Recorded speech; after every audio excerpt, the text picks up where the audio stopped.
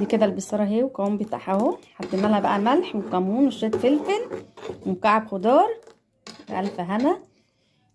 والطبق بقى ده ايه عشان الشغل بقى يبقى متظبط، طبق البتنجان دوت وبطاطس. دي بطاطس انا سلقاها صغنونه ومخرطاها ومحمراها.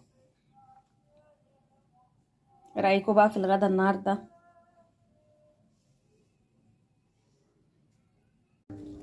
يا صباح الاكله الشعبيه.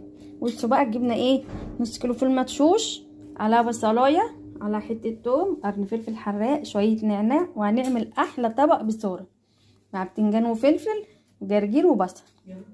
هنحط بقى ايه على البصوره، حبه ملح، حبه كمون، ونغطيها بقى. الملح والكمون ده عشان البصله اللي فيها متعملش ريحه.